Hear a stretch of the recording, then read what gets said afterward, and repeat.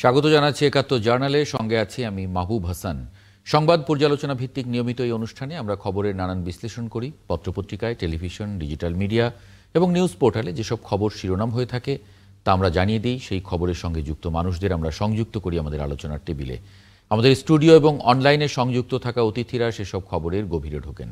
আজ আমার সঙ্গে আছেন প্রধান উপদেষ্টার উপপ্রেস সচিব জনাব আবুল কালাম আজাদ মজুমদার। আপনাকে স্বাগত জানাচ্ছি একাত্তর জার্নালে। ধন্যবাদ।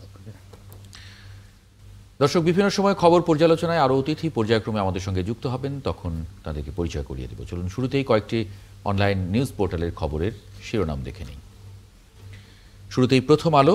মেডিকেল বোর্ডের পরামর্শ পেলে খালেদা জিয়াকে বিদেশে নেয়ার বিষয়ে সিদ্ধান্ত ডাক্তার জাহিদ হোসেন। তারেক রহমানের ফেরায় সরকারের কোনো আপত্তি নেই প্রেস সচিব। বাংলাদেশ আয়ারল্যান্ড ম্যাচ লিটনের 4 উইকেটের জয়ে সিরিজের সমতা বাংলাদেশের। প্রমাণ ছাড়াই কি 7 ক্রিকেটারকে বিপিএল থেকে বাদ দেওয়া হয়েছে, কি বলছে বিসিবি? বাংলা ট্রিবিউন। 4 উইকেটে জিতে সিরিজ সমতায় বাংলাদেশ। খালেদা জিয়ার অবস্থা অপরিবর্তিত। মেডিকেল বোর্ড পরামর্শ দিলে বিদেশে নেওয়া হবে ডাক্তার জাহিদ। ন্যারেটিভ পাল্টা ন্যারেটিভ, যৌক্তিক কিন্তু সত্য কি? শ্রীলঙ্কায় ঘূর্ণিঝড়ে সৃষ্ট ভূমিধস এবং বন্যায় নিহত বেড়ে 153। BDNews24.com। হাসিনাকে 100 কোটি টাকা ঘুষ, ট্রান্সকম সিইও সিমিনের বিরুদ্ধে অনুসন্ধানে দুদক। তেলবাহী ট্রেন লাইনচ্যুত, সিলেটের সঙ্গে সারা দেশের যোগাযোগ বন্ধ। উপদেষ্টা পরিষদ থেকে ফেরত গেল পুলিশ কমিশন আইনের খসড়া। এই ছিল দেশের প্রধান প্রধান অনলাইন নিউজ পোর্টালগুলোর এই মুহূর্তের শিরোনাম। আমরা দেখে নিচ্ছিলাম।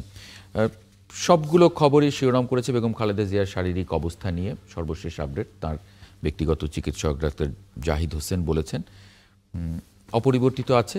তার পরিস্থিতি কিছুটা উন্নতি হলে, যদি মেডিকেল বোর্ড সাপোর্ট করে বা পারমিট করে, তাহলে তাকে বিদেশে চিকিৎসার জন্য নিয়ে যাওয়ার কথা আছে। এটাই সর্বশেষ। বেগম খালেদা জিয়া গুরুতর অসুস্থ, মানে বর্তমান প্রেক্ষাপটে বাংলাদেশের জন্য অন্যতম প্রধান একজন ব্যক্তিত্ব তিনি, এটা অনস্বীকার্য। তার অসুস্থতা ঘিরে সরকার থেকে শুরু করে আমরা দেখছি যে সরকার প্রধান উদ্বেগ জানিয়েছেন, সাধারণ মানুষের উদ্বেগ আছে। সেই জায়গায় আসলে কি দেখেন বর্তমান পরিস্থিতির প্রেক্ষাপটে? না, উনি শুধু যে বর্তমান প্রেক্ষাপটে বাংলাদেশের জন্য গুরুত্বপূর্ণ ব্যক্তিত্ব তা না, গত 4 দশক ধরেই উনি বাংলাদেশের রাজনীতিতে বা আমাদের জাতীয় জীবনে অন্যতম প্রধান একজন ব্যক্তিত্ব, যিনি আমাদের রাজনৈতিক 3বার আমাদের দেশকে নেতৃত্ব দিয়েছেন, আমাদের বিভিন্ন রাজনৈতিক সংগ্রামে সামনের সারিতে থেকেছেন। তো এরকম একজন ব্যক্তিত্ব উনি যখন জীবন মৃত্যুর সন্ধিক্ষণে থাকেন বা ওনার যখন প্রাণ সংকটাপন্ন থাকে, তখন এটা খুব স্বাভাবিক যে এটা দেশের মানুষ উদ্বিগ্ন হবে। বাংলাদেশের মানুষ উদ্বিগ্ন হচ্ছে, যারা দেশে আছেন, দেশের বাইরে যারা আছেন অনেকেই উদ্বিগ্ন। শুধু বাংলাদেশের মানুষ না, আসলে বন্ধু প্রতিম অনেক দেশ থেকেও ওনার জন্য দোয়া করা হয়েছে। ওনারকে যাতে উনি তাড়াতাড়ি নানান ধরনের সাপোর্ট আসছে, সেটা তো আসছে। তাছাড়া তাতে উনি যাতে তাড়াতাড়ি সুস্থ হয়ে ওঠেন সেজন্য উইশ করা হয়েছে। সো ওনাকে ঘিরে আসলে এই মুহূর্তে পুরো বাংলাদেশি এক ধরনের উদ্বেগ উৎকণ্ঠার মধ্যে দিয়ে আছে ওনার স্বাস্থ্যকে নিয়ে। আমরা একটু অতিথিদের যুক্ত করে নেই। আমাদের সঙ্গে এই মুহূর্তে একটু যুক্ত করে নেব সাইফুল হক, সাধারণ সম্পাদক বিপ্লবী ওয়ার্কার্স পার্টি। সাইফুল ভাই, স্বাগত জানাচ্ছি একাত্তর জার্নালে।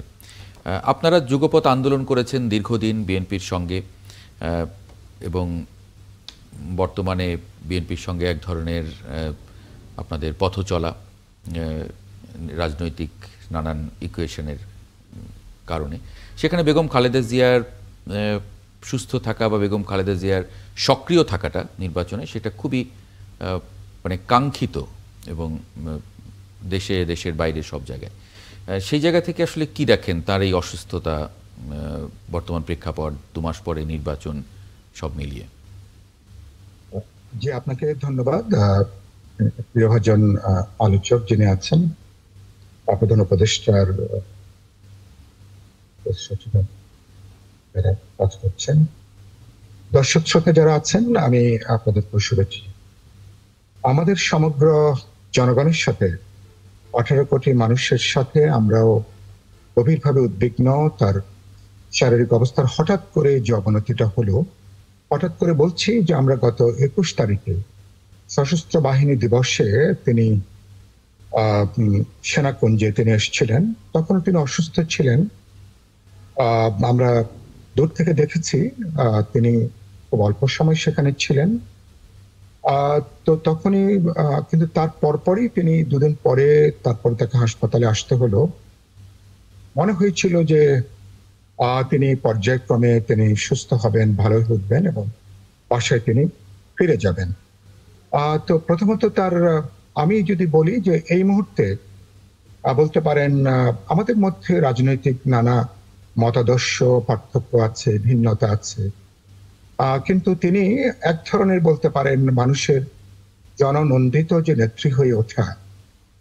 আমাদের বিভিন্ন দুর্যোগ, বিভিন্ন রাজনৈতিক সংকটজনক সময়ে যখন গুরুত্বপূর্ণ যখন টার্নিং পয়েন্ট নিয়েছেন, আমাদের এরশাদ সামরিক স্বৈরতন্ত্র বিরোধী আন্দোলন থেকে শুরু করে আর বিশেষ করে গত 15-16 বছরের যে লড়াই, তার অনমনীয়, তার যে মনোবল, তার যে সাহস এবং তার যে রাজনীতির প্রশ্নে তার যে অবিচল আস্থা, এটা বলতে পারেন খুবই খুবই দৃষ্টান্তমূলক।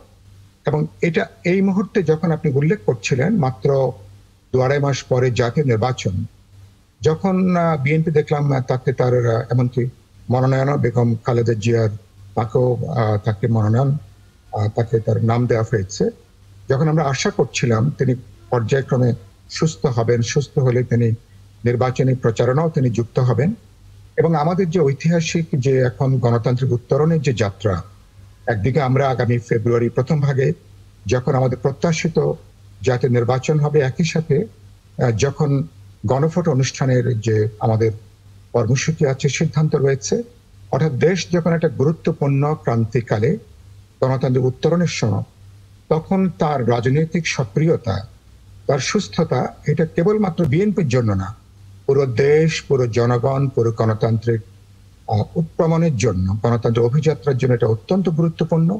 সেই হিসেবে আমরা দেখেছি যে দলের বাইরে যেও আপামর জনগণের যে উদ্বেগ, উৎকণ্ঠা, তার জন্য বিভিন্ন ধর্মাবলম্বী মানুষ যার যার মতন করে তারা দোয়া করছেন, প্রার্থনা করছেন। বোঝা যায় এটাই হচ্ছে একজন রাজনীতিকের জীবনের সবচেয়ে বড় অর্জনের জায়গাটা। আমি এভাবে দেখি, ফলে আমি এখনো আশা করতে চাই তিনি এর আগেও তিনি একবার দুবার অনেক এর চেয়ে কঠিন সংকটজনক অবস্থা থেকেও তিনি বেরিয়ে এসছেন। একদিকে চিকিৎসকদের আমি বলবো যে অব্যাহত নিরলস প্রচেষ্টা, আরেকদিকে তার অসাধারণ যে মনের জোর। সম্ভবত এবারও আমি এখনো আশা করতে চাই যে তিনি তার চিকিৎসক এবং মনের জোর, সভা, দেশবাসীর দোয়া, সবটা মিলে তিনি ফিরে আসবেন, সুস্থ হবেন এবং এরকম একটা ক্রান্তিকালে তাকে আমরা আবার রাজনৈতিক দিক থেকে তাকে আমরা সক্রিয় দেখব। কারণ তিনি অসুস্থ হলেও আমরা খেয়াল করেছি তার মাথা, তার ভাবনা চিন্তা কিন্তু অত্যন্ত স্পষ্ট কিন্তু আছে। মানে তার অসুস্থতা তার ভাবনা চিন্তাকে নুজো করেনি, দুর্বল করেনি। আর তিনি সক্রিয়ভাবে বিএনপির মতন একটা সবচেয়ে বৃহত্তম রাজনৈতিক দল, সেই দলকে তিনি নেতৃত্ব প্রদান করে আসছেন অত্যন্ত কঠিন সময়ে। এবং আমাকে আজকে যখন গণমাধ্যম জিজ্ঞেস করেছে, আমি দুটো কথা বলেছি। আমি একটা বলেছি, বিএনপি যে রাজনৈতিক দল হয়ে উঠেছে প্রয়াত রাষ্ট্রপতি প্রেসিডেন্ট জিয়াউর রহমানের মর্মান্তিক হত্যাকাণ্ডের পরে, এই রাজনৈতিক দল হয়ে ওঠাটা বেগম খালেদা জিয়ার নেতৃত্বে, এটা অত্যন্ত গুরুত্বপূর্ণ। এই জায়গাটা। আরেকটা হচ্ছে যে তিনি ভোটের জন্য, গণতান্ত্রিক অধিকারের জন্য তিনি ধরুন, প্রত্যেক ব্যক্তি মানুষের জীবনে কিছু ঘাটতি থাকে, দুর্বলতা থাকে, সীমাবদ্ধতা থাকে।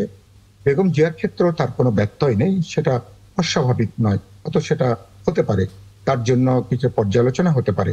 কিন্তু সাধারণভাবে তিনি গণতন্ত্রের আপসের নেত্রী, তিনি যে মানুষ তাকে ভালোবেসে যে মানুষ যে ডাকে, সেটা এরশাদ সামরিক স্বৈরতন্ত্র বিরোধী আন্দোলনে যখন বিপর্যয়ের মুখে আওয়ামী লীগ যখন এরশাদের অধীনে যখন নির্বাচন করতে গেল, রাজপথে যখন আমরা আন্দোলন করছি, তখন তিনি যেভাবে দাঁড়িয়ে গেলেন এবং এরপরে আমরা তারপরে সামরিক স্বৈরতন্ত্র বিরোধী আন্দোলন, গণজাগরণ, গণঅভ্যুত্থানে পরিণত হওয়া পরবর্তী যাত্রায় তত্ত্বাবধায়ক সরকার তার আমলে অবশেষে তিনি সরকার থেকে অল্প দিনের জন্য সরকার গঠন করে তত্ত্বাবধায়ক সরকার গঠন করলেন।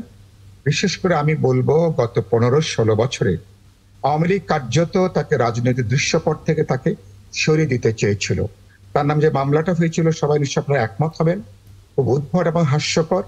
একটা রাজনৈতিক পরিকল্পিত হয়রানির উদ্দেশ্যে এই মিথ্যা মামলা দায়ের করা হয়েছিল এবং সেই মিথ্যা মামলা দায়ের করতে যেয়ে তাকে যে পরিমাণ ভোগান্তি, ব্যক্তি হিসাবে, পারিবারিকভাবে, দলগতভাবে তো বটেই, তিনি সমস্ত প্রতিকূলতা মোকাবেলা করেই তিনি অবিচল ছিলেন, অনমনীয় ছিলেন তার আদর্শের প্রশ্নে, নীতির প্রশ্নে এবং রাজনৈতিক তার যে প্রতিজ্ঞা সেই প্রশ্নে।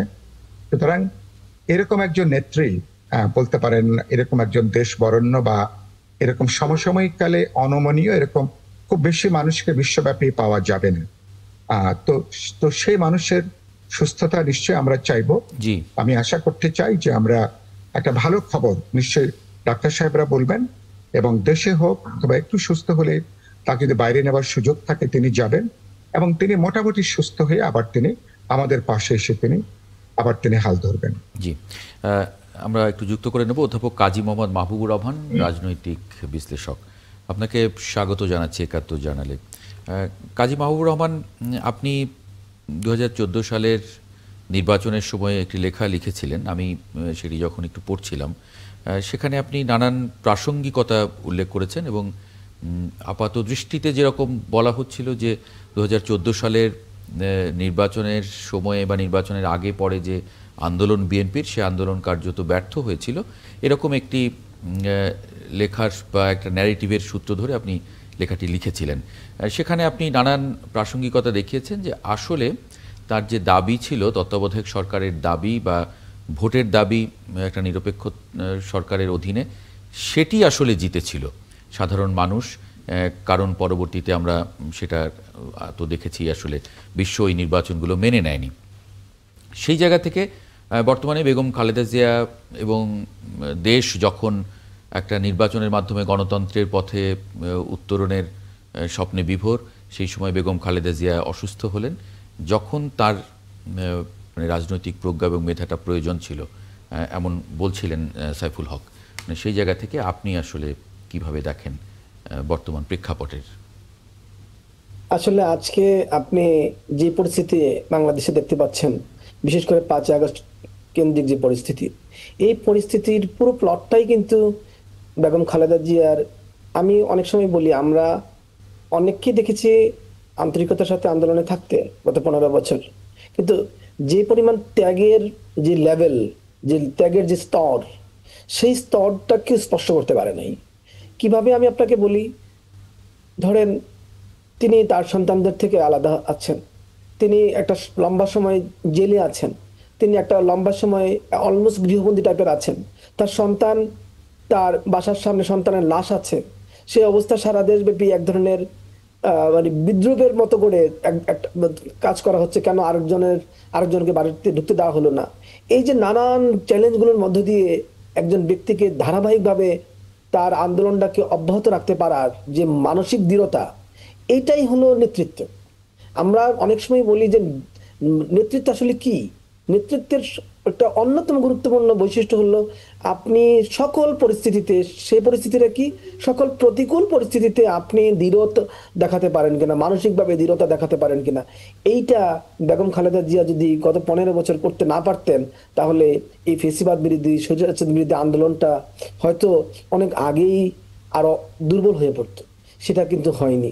তো এটা একটা বড় দিক। এবং আপনি দেখেন প্রত্যেকটা পলিসি নেওয়ার ক্ষেত্রে উনি যে সকল সিদ্ধান্তগুলো নিয়েছেন, 2014 সালের নির্বাচনের ক্ষেত্রে বা 2018 সালের নির্বাচনের ক্ষেত্রে, তত্ত্বাবধায়ক সরকার ইস্যুতে আপনি দেখেন উনি যেই সিদ্ধান্তগুলো নিয়েছিলেন, সেই সিদ্ধান্তগুলো কিন্তু মানুষের মধ্যে পপুলার করতে পেরেছেন। এটাকে আমি বলি যে অনেক সময় ওনার যে আমরাও ছোটবেলায় দেখেছি যে উনি যখন জনসমাবেশে যেতেন, তখন কিন্তু একদম গ্রামগঞ্জ থেকে অনেক দরিদ্র মহিলারা, দরিদ্র মানুষজন যাদের রিক্সা ভাড়া নাই, হেঁটে হেঁটে আসতেন। আমি হেঁটে থানার লেভেলে জনসভাগুলোতে অংশগ্রহণ করতে আসতেন। তো এই যে মানুষকে বাগ্মিতার মধ্য দিয়ে, এক ধরনের বক্তৃতার মধ্য দিয়ে মানুষকে আকৃষ্ট করা, নাগরিকদেরকে আকৃষ্ট করা, মাতিয়ে রাখা রাজনীতির মধ্যে, এইটা একজন সাধারণ গৃহবধূ থেকে বিরাট নেতৃত্ব হয়ে ওঠার মধ্য দিয়ে যে এই যে একটা ক্যারিজমেটিক লিডারশিপ, আমি মনে করি বাংলাদেশে এই 54 বছরের ইতিহাসে একজন ব্যক্তি এই ক্যারিশমা দেখাতে পেরেছেন, মানুষকে আপ্লুত করা, রাজনীতির মানে তার বক্তৃতার মাধ্যমে, তার চিন্তা চেতনার মাধ্যমে মানুষকে আপ্লুত করা, এইটা বেগম খালেদা জিয়া করতে পেরেছেন। যে কারণে 2014 সালের নির্বাচন বলেন, 2018 নির্বাচন বলেন, এই নির্বাচনগুলো করেছে গত সরকার, এবং তারা ধীরে ধীরে কর্তৃত্ববাদ, আল্ট্রা কর্তৃত্ববাদ এবং ফেসিবাদে রূপান্তরিত হয়েছে। কিন্তু তাদেরকে কিন্তু কোনোভাবে গণতান্ত্রিক, গণমুখী, নাগরিকমুখী সরকার হিসাবে কিন্তু আখ্যায়িত করা যায়নি। এখানেই হলো বেগম খালেদা জিয়ার বিজয়টা। তিনি কিন্তু হয়তো সরকারকে হটাতে পারেননি, এটা পারা যায় না, কোনো কর্তৃত্ববাদী সরকারকে কিন্তু মানে অনেক সময় যুদ্ধ ছাড়া হটানো যায় না। দেখেন আপনি সিরিয়াতে, অথবা আপনি দেখেন ইরাকে, যুদ্ধ ছাড়া হটানো যায়নি। সেখানে দেখেন মানে একজন বড় মাপের নেতৃত্বের ধারাবাহিক, অব্যাহত এবং ধারাবাহিক যে স্যাক্রিফাইস, এই স্যাক্রিফাইসের মাধ্যমে তিনি যে প্রতিবাদী প্রতীকে রূপান্তরিত হয়েছিলেন গত 15 বছর, সেইটাই কিন্তু বাংলাদেশের মানুষকে ফেসিবাদ, কর্তৃত্ববাদ বিরোধী একটা আপনার মানে সিভিল লড়াইয়ে রেখেছে। আমরা জি। কিন্তু যুদ্ধে যাই নাই। আপনাকে 1 মিনিট আরেকটা কথা বলি, বেগম খালেদা জিয়াই একমাত্র ব্যক্তি বাংলাদেশে যিনি মানে একমাত্র বলতে ইন দ্য সেন্স বলছে নেতৃত্বের প্রতীকের জায়গা থেকে, সেখানে দুইটা কর্তৃত্ববাদী, দুইটা, একটা সামরিক কর্তৃত্ববাদ এবং একটা আপনার রাজনৈতিক কর্তৃত্ববাদ মানে প্রতিরোধ করেছেন, এবং লম্বা সময় আপনার প্রায় 2.5 দশক। কিন্তু আপনি এখানে দেখেন স্বৈরাচারী এরশাদের বিরুদ্ধে প্রায় 9.5 বছর, এখানে আপনি দেখেন প্রায় 15 বছর। ইভেন আমি অন্তর্বর্তী সরকারকেও কিন্তু এক ধরনের কর্তৃত্ববাদী সরকারের, গত অন্তর্বর্তী সরকারটাকে, ফখরুদ্দিন আহমেদের সরকারটাকে আমি কর্তৃত্ববাদী সরকারের শুরু বলতে চাই। এবং এই যে ওখানে যদি আপনি 17 বছর ধরেন এবং এখানে যদি 9 বছর ধরেন, এই দেখেন 26 বছর, একটা জাতির 54 বছরের ইতিহাসে 26 বছরের একটা বিরাট লড়াইয়ে একজন ব্যক্তি ধারাবাহিকভাবে, ক্লান্তিহীনভাবে টিকেছিলেন সেই লড়াইটাতে, এবং মানুষকে ঐক্যবদ্ধ করেছেন তার ছায়াতলে। এই যে বিরাট অবদান, এই অবদানটা আমি Asia, Africa, Latin America politics পড়াই, আমার কাছে প্রায় 1 দশক যাবত পড়াচ্ছি। আমি আর এই চরিত্র এশিয়া, আফ্রিকা এবং লাতিন আমেরিকায় আমার চোখে পড়ে না। আমি এটুকু আপনাকে বলতে পারি, এবং জি। এটা আপনারা কেউ খণ্ডন করতে পারবেন বলেও আমার মনে হয় না। না, এটা আসলে ঠিক। আমরা এটি নিয়ে একটু বিরতির পরে আলোচনা করব। দর্শক, একটা ছোট্ট বিরতি নিয়ে ফিরছি 71 জার্নালে, সঙ্গেই পাবো আশা করি। আমরা আলোচনা করছিলাম বেগম খালেদা জিয়ার চিকিৎসা সংক্রান্ত নানান বিষয়। আমাদের সঙ্গে যুক্ত হয়েছেন নতুন অতিথি কামরুজ্জামান রতন, সমাজ কল্যাণ বিষয়ক সম্পাদক, বিএনপি। আপনাকে স্বাগত জানাচ্ছি 71 জার্নালে।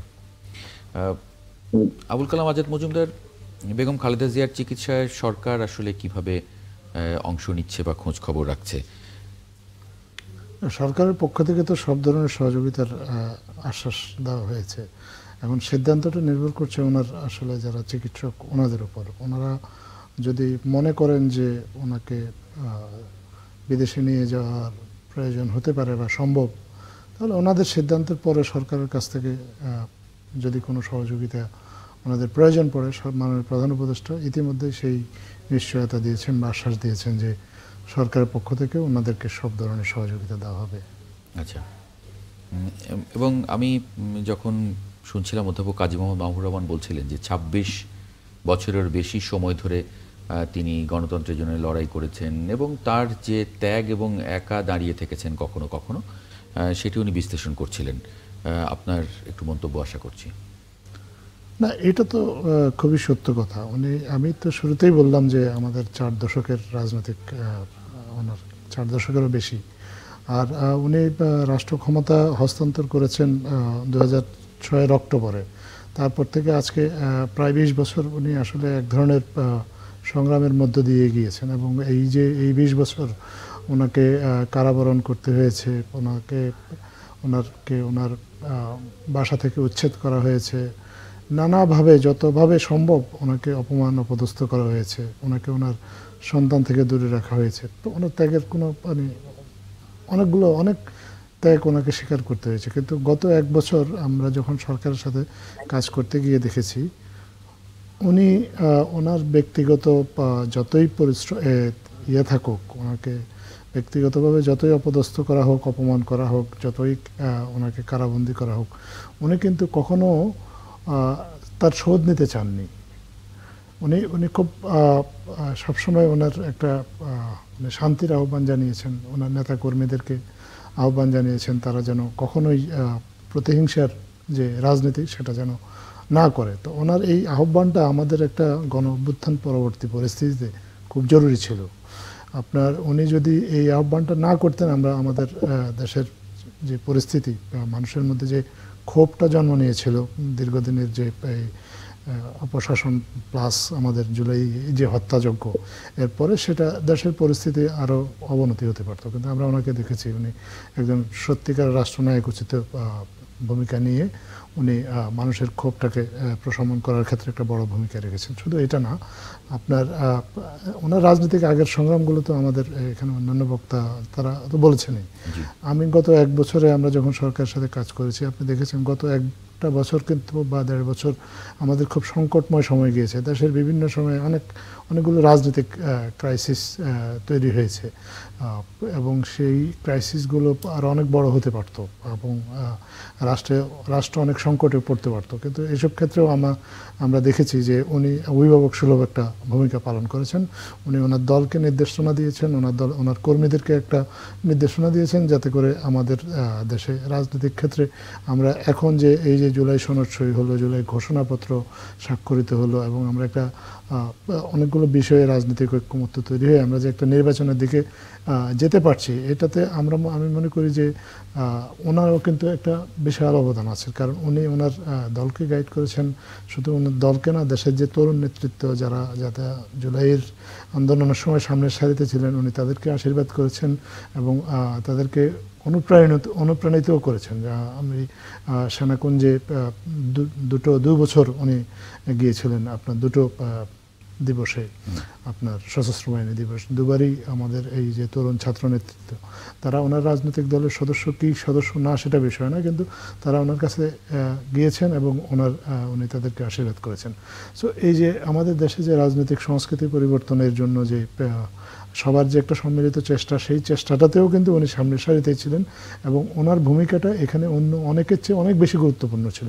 তো আমাদের জাতীয় জীবনে এইরকম অনেক ভূমিকা উনি বিভিন্ন সময় পালন করেছেন। আমাদের সেই আমরা যখন খুব ছোটোবেলায় আমরা দেখেছি এরশাদ বিরোধী আন্দোলনে সাইফুল ভাই এখানে একটা জাতীয় নির্বাচনের কথা বলেছেন, যে জাতীয় নির্বাচনে আমাদের 2 জন নেত্রী ছিলেন। তখন একজন ঘোষণা দিয়েছিলেন যে যারা এরশাদের অধীনে নির্বাচনে যাবেন তারা জাতীয় বেঈমান হিসেবে আখ্যায়িত হবেন। তারপর উনি নিজেই 86 সালে তারপর উনি নিজেই নির্বাচনে গিয়েছেন। কিন্তু আমরা বেগম খালেদা জিয়াকে দেখেছি যে উনি যেই সিদ্ধান্ত নিয়েছেন ওনার নিজের সিদ্ধান্তে অবিচল থেকেছেন এবং দেশবাসী ওনাকে পুরস্কৃত করেছেন 91 সালে জাতীয় নির্বাচনে।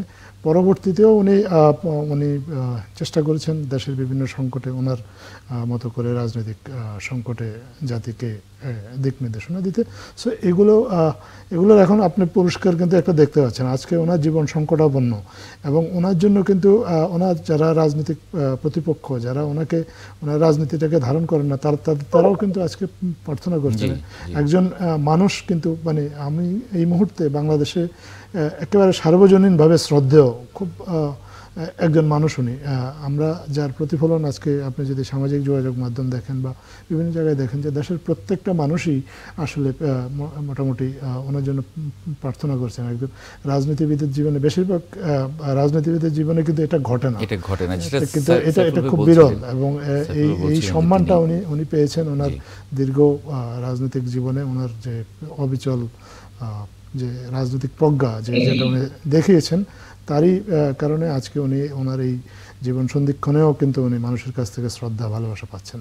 জি, কামরুজ্জামান রতন, নেতাকর্মীরা কিভাবে নিচ্ছে?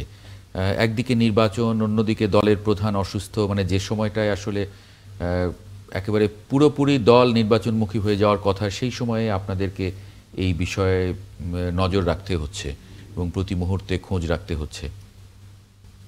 আজাদ ভাই বেগম খালেদা জিয়া সম্পর্কে যা বলছিলেন এর সাথে আমি একটু অ্যাড করি।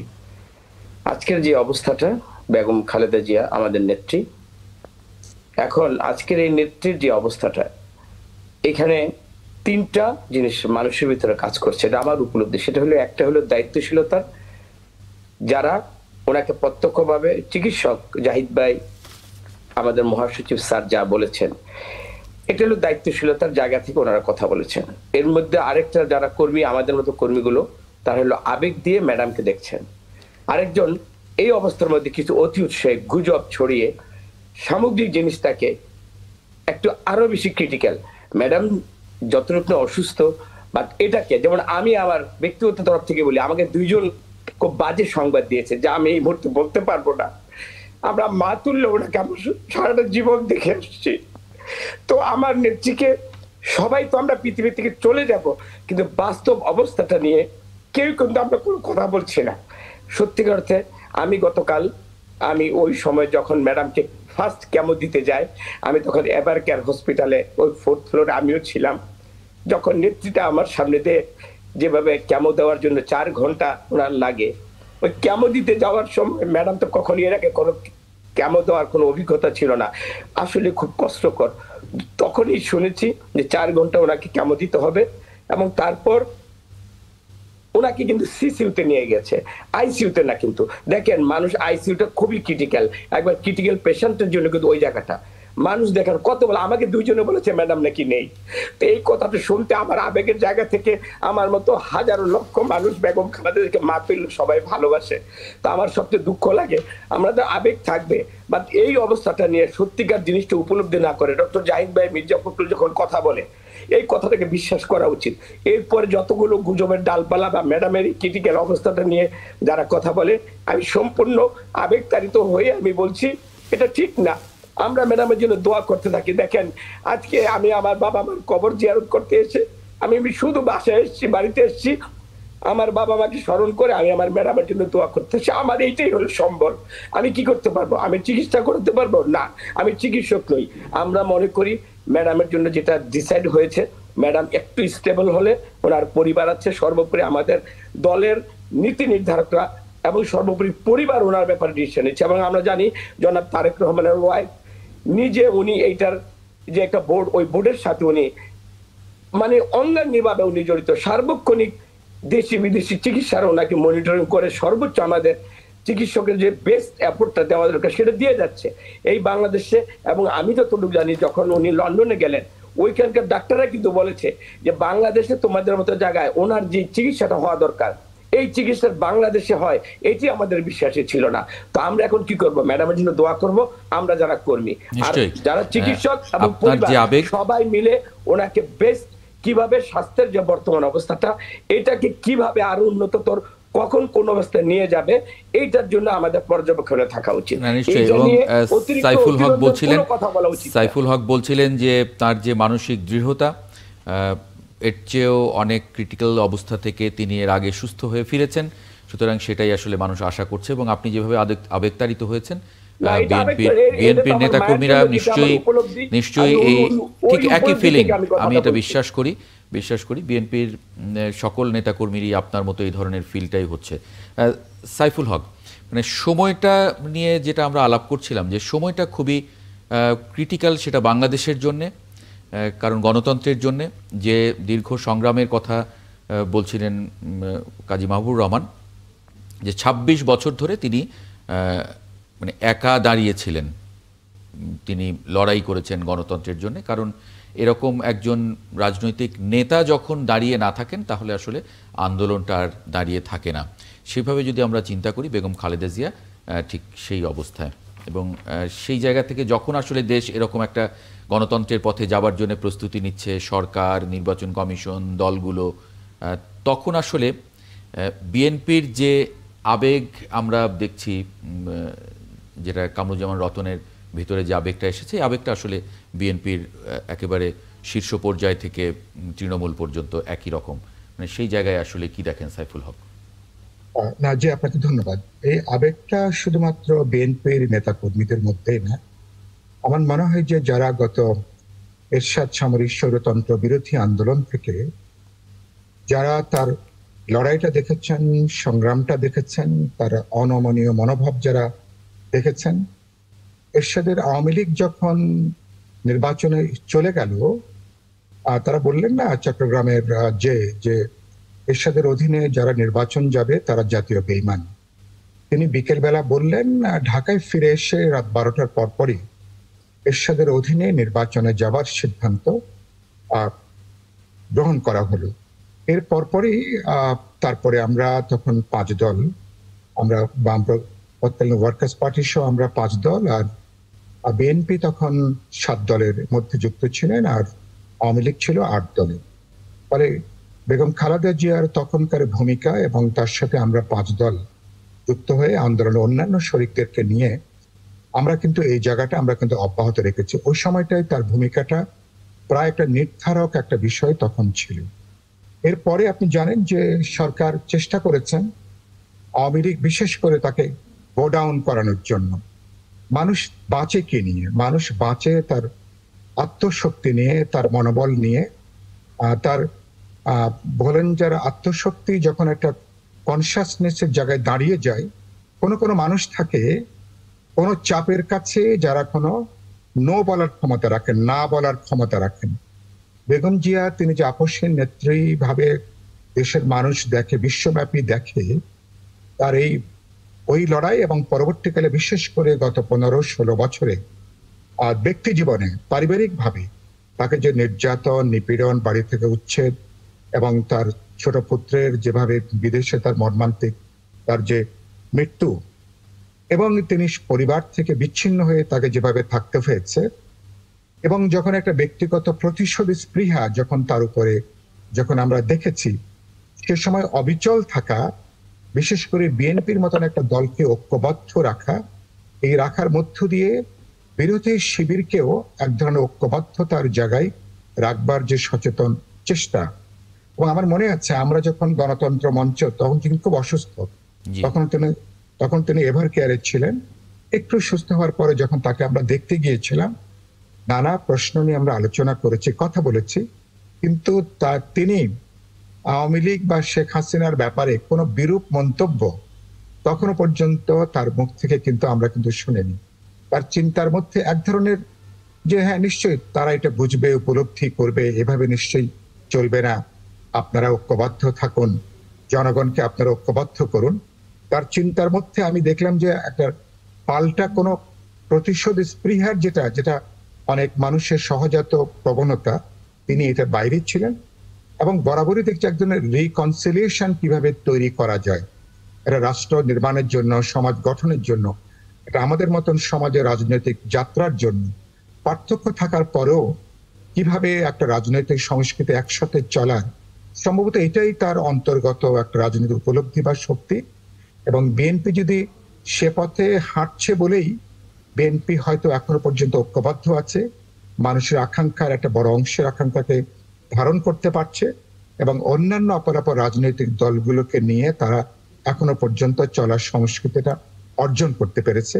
বেগম জিয়া সেক্ষেত্রে একটা সিম্বল। তিনি এই চিন্তা, এই রাজনৈতিক দর্শনের, এই প্রসেস অফ রিকনসিলিয়েশনের, যে ব্যক্তির দুঃখ, বেদনা, শোক, যন্ত্রণা, প্রতিশোধ স্পৃহার বাইরে যে দেশের স্বার্থ, জনগণের স্বার্থ এবং দেশের গণতান্ত্রিক ভবিষ্যতের স্বার্থটা, এটা সম্ভবত এক্সট্রাঅর্ডিনারি চরিত্র ছাড়া এই বোধ চিন্তাটা, এটা কিন্তু এরকম উপলব্ধিটা নেওয়া যায় না। সুতরাং বেগম জিয়ার সুস্থতা এই জন্য খুব জরুরি যে তিনি, আমি আশা করি, আমি আবারও বলতে চাই, তার যে অসাধারণ মনের তার জোর আছেন, এবং বিশেষ করে তিনি যেটা খুব আমি মনে করি কাজী মোহাম্মদ মাহবুব একটা অসাধারণ কথা বললেন, তিনি একটা সামরিক শাসনের বিরুদ্ধে এই লড়াইয়ের মধ্যে তিনি সামনে থেকে নেতৃত্ব দিয়েছেন। একটা ব্যক্তি মানুষের জন্য একটা অসাধারণ একটা কিন্তু অর্জন। আবার গত 15-16 বছরে যে আপসহীন একটা লড়াই সংগ্রাম, আমি প্রায় বলি যে এই উপমহাদেশে এত অল্প সময়ের মধ্যে এত নির্যাতন, নিপীড়ন, গুম খুন খুব কম রাজনৈতিক দলকে এটা কিন্তু মোকাবেলা করতে হয়েছে। যারা বিএনপিকে ছত্রভঙ্গ করতে চেয়েছে, বিএনপিকে দ্বিধা বিভক্ত করতে চেয়েছে, হতাশ করতে চেয়েছে, প্রলোভনের জায়গায় বিএনপিকে তারা অনেকেই তারা ঠেলে দিতে চেয়েছিলেন, কিন্তু বেগম জিয়া তিনি প্রায় বলবেন আয়রন রকের মতন যেভাবে তিনি দাঁড়িয়েছিলেন, এটাই আসলে ছিল শক্তির উৎসটা। সুতরাং তিনি, আমরা নিশ্চয় আশা করব আজ তিনি তার এই সব মিলে তিনি সুস্থ হবেন, আবার তিনি রাজনৈতিক সক্রিয়তার মাঝে আবার তিনি আমাদের মাঝে আবার তিনি ফিরে আসবেন। জি, একটা ছোট বিরতি নেব। বিরতির পরে আমি আমার বাকি দুই অতিথি তাদের কাছে ওই প্রসঙ্গে একটু মন্তব্য আশা করব। একটা ছোট্ট বিরতি নিয়ে ফিরছি ৭১ জার্নালের সঙ্গে থাকবেন আশা করি। বিরতির পর আরেকবার স্বাগত জানাচ্ছি ৭১ জার্নালে। আমরা আলোচনা করছি বেগম খালেদা জিয়ার শারীরিক অবস্থা এবং অপরাপর রাজনীতি বিষয়ে। অধ্যাপক কাজী মোহাম্মদ মাহবুবুর রহমান, বিরতির আগে আমরা যে আলোচনায় ছিলাম সেটা যদি একটু কন্টিনিউ করি, তার দল তার যে বর্তমানে যে রাজনৈতিক সক্রিয়তার অভাব সেটা আসলে বোধ করবে কিনা সামনে নির্বাচন 2-2.5 মাসের মধ্যে সেই জায়গায়? আপনাকে ধন্যবাদ। সাইফুল ভাইয়ের কথা ধরে একটু বলছি, আয়রন রক যেটা বললেন উনি, আপনি দেখেন, মানে 1 মিনিট এটা সময় নিচ্ছি, সেটা হলো আপনি 71 সাল থেকে ধরেন, 1979 মুক্তিযুদ্ধ থেকে শুরু করলে আপনি কিন্তু পাবেন বেগম খালেদা জিয়াকে। 71-এও ওনার অপরিসীম ত্যাগ, একটা পরিবার একদম বিচ্ছিন্ন, এবং তার পরিবার থেকে কিন্তু সামরিকভাবে ঘোষণা দেওয়া হলো বাংলাদেশের মুক্তিযুদ্ধের, শহীদ প্রেসিডেন্ট জিয়া রহমান। আপনি দেখেন 7ই নভেম্বরের কথা বলেন, আপনি তখনও দেখেন একটা পরিবার, এবং তিনি তো সেই পরিবারের আক্রান্ত ব্যক্তি। তো আপনি দেখেন কত বড় একটা ঝুঁকির মধ্যে দিয়ে ওনারা গিয়েছেন 71-এ 7ই নভেম্বরে। এই যে পুরো এক দশকের মধ্যে কিন্তু 2টা মারাত্মক ধাক্কা গেল। তারপরে দেখেন আপনি আবার 1 দশক ধরে সামরিক শাসকের বিরুদ্ধে লড়াই চললো। তারপরে আবার 1.5 দশক ধরে একটা রাজনৈতিক দলের ফেসিবাদী শাসনের বিরুদ্ধে চললো। এই যে অবস্থাটা, এই অবস্থাটার কারণে উনি আয়রন রক বলেছেন, আমি আর এভাবে বলতে চাই, এটা ঠিক আছে, সাথে আমি এটা যুক্ত করতে চাই যে উনি এখন আসলে শুধু বিএনপির কোনো সম্পদের মধ্যে নেই। উনি বিএনপির কোনো সম্পদ না, শুধু তিনি আসলে এখন একটা জাতীয় সম্পদের রূপান্তরিত হয়েছেন। তো এখন এই জাতীয় সম্পদ, জাতীয় প্রতীক, আমি তো মাঝে মাঝে আজকে কোথায় জানি বলেছি যে আমার কাছে মনে হচ্ছে ভবিষ্যতে যদি আমাদের এই সকল ট্রানজিশনাল কান্ট্রিগুলোতে যদি যে সকল বিপ্লব হবে, সেই সকল বিপ্লবগুলোতে, কর্তৃত্ববাদ বিরোধী বিপ্লবে উনি একটা অনুপ্রেরণার জায়গায় রূপান্তরিত হয়েছেন। অথচ মানে বিএনপি বা বাংলাদেশের একটা মানে বেদনার জায়গা হলো এইরকম একটা লড়াইকারীকে আমরা কিন্তু ইন্টারন্যাশনালি প্রতিষ্ঠিত করতে পারি নাই। মানে তার প্রচার এটা আমরা করতে পারি নাই, যে মানে তিনি যেভাবে লড়াইটা করেছেন, যে বিরাট মানের লড়াইটা করেছেন, এবং এটা যদি পৃথিবীর অন্য দেশে হতো, আপনি দেখেন মানে 2.5 দশক ধরে লড়াই করা, এবং আরো 2টা ইভেন্টের কথা আপনাকে বললাম, ক্রাইসিসের কথা বললাম, সব মিলে যদি আপনি ধরেন, উনি তো আসলে একটা মানে এটা বেশি করে বলা হচ্ছে কিনা আমার মনে হয় না। আমার কাছে মনে হচ্ছে যারা নোবেল পুরস্কার পেয়েছে শান্তিতে এই রাজনৈতিক কারণে, এই যে রিসেন্টলি যিনি ভেনেজুয়েলার পেলেন, তার থেকে তার অবদান আমার কাছে মনে হচ্ছে 10 গুণ বেশি। এখন কিভাবে কোন প্রক্রিয়া এগুলো দেওয়া হয় এবং কি করা হয় এবং এই বিষয়গুলোতে আমরা কিভাবে ইনভলভ হতে পারি সেটা আলাদা বিষয়, কিন্তু কম্পেয়ার টু জাস্ট গত নোবেল পুরস্কারের সাথে যদি আপনি কম্পেয়ার করেন, আপনি দেখবেন রাজনৈতিক ব্যক্তি হিসেবে যেহেতু উনি পেয়েছেন, ভেনেজুয়েলার বিরোধী নেত্রী, সেক্ষেত্রে কিন্তু আপনি ধরতে পারেন যে এই অবদানটা অন্তত 10 গুণ বেশি। এখন আপনি যে দ্বিতীয় প্রশ্নটা করে, প্রথম প্রশ্ন যে প্রশ্নটা আপনি উত্থাপন করেছেন সেটা হলো যে দলের মধ্যে কোনো ক্রাইসিস হবে কিনা। আসলে বেগম খালেদা জিয়া তো বিএনপি অবশ্যই একটা অ্যাসেট, তিনি শুধু বিএনপির নয়, বাংলাদেশেরও অ্যাসেট। এখন এই অবস্থায় দলটা যখন নির্বাচনে যাচ্ছে, আমার কাছে মনে হচ্ছে আমরা তো কখনোই চাই না, আমরা সবসময় দোয়া করছি যে আল্লাহ যেন ওনাকে সুস্থতার সাথে আমাদের মধ্যে ফিরিয়ে নিয়ে আসেন। এখন এটাই আমরা প্রত্যাশা করতে চাই, যে কোনো পরিস্থিতিতেই বিএনপি যেহেতু গত 15 বছর লড়াইয়ে টিকেছিল এবং বিরোধী দলগুলোকে ঐক্যবদ্ধভাবে থেকে একটা ফেসিবাদের বিরুদ্ধে লড়াই করার 15 বছর, 1.5 দশক প্ল্যাটফর্ম তৈরি করতে পেরেছে, সেই বিএনপি আমার কাছে মনে হচ্ছে যে কোনো পরিস্থিতিতেই দলের যে কোনো ক্রাইসিসেই দাঁড়াতে পারবে। আগামী নির্বাচনে যে কোনো পরিস্থিতি, আমরা এটা কখনোই এভাবে চিন্তা করি না, যে কোনো পরিস্থিতিতেই দল তার প্রতিদ্বন্দ্বিতার জায়গা থেকে সর্বোচ্চ চেষ্টা করবেই, এবং খালেদা জিয়া সকল অবস্থাতেই বিএনপির নেতাকর্মীদের একজন একটা অনুপ্রেরণা নাম। সো তিনি সবসময় অনুপ্রেরণা হিসাবেই বিএনপির নেতাকর্মীদের মধ্যে থাকবেন, কারণ এটা তো উনি তৈরি করেছেন নিজের মধ্যে। এটা আসলে আপনি দেখবেন একাডেমিক জায়গা থেকে কিন্তু বলা যায়, এটা জাস্ট রাজনৈতিক জায়গা থেকে নয় বা দলের জায়গা থেকে নয়। গত 15 বছর তিনি নিজে যেভাবে একটা রাজনৈতিক নেতৃত্ব থেকে প্রতীকে রূপান্তরিত হয়েছেন, ফেসিবাদ বিরোধী লড়াইয়ের প্রতীকী, সেই প্রতীকটার জায়গা থেকে আমি বলছি, তিনি তো অনুপ্রেরণা শুধু বাংলাদেশের মানুষের জন্য নয়, তিনি তো শুধুমাত্র বিএনপির জন্য অনুপ্রেরণা নয়, তিনি সারা, আমার কাছে মনে হচ্ছে যারা ফেসিবাদের বিরুদ্ধে লড়াই করবে, কর্তৃত্ববাদের বিরুদ্ধে এইরকম কর্তৃত্ববাদ ফেসিবাদের বিরুদ্ধে লড়াইকারী নেতৃত্ব এবং ধারাবাহিকভাবে থাকতে পারা, এবং এই যে নিজের পারিবারিক মারাত্মক চ্যালেঞ্জ, আপনি দেখেন থাকসিন সিনহাতরা পালিয়ে চলে গেলেন, এরকম পরিস্থিতি আরো অনেকেই বলেছিলেন, কিন্তু তারা 1 বছর টিকেন নাই বা টিকতে চান নাই। তারা যেদিনই ক্ষমতা উৎখাত হয়েছেন সেদিনই পালিয়ে গিয়েছেন। তো এই জায়গা থেকে মাটি কামড়ে থাকা, এবং উনি, আপনি যদি দেখেন 2009-10 সালে যদি উনি চাইতেন, উনি কিন্তু একটা কম্প্রোমাইজ করে চলে যেতে পারতেন তার ছেলের কাছে। এক ছেলে অসুস্থ, তার লাশ ফিরে আসলো, আরেক ছেলে নির্বাসনের মতো করে।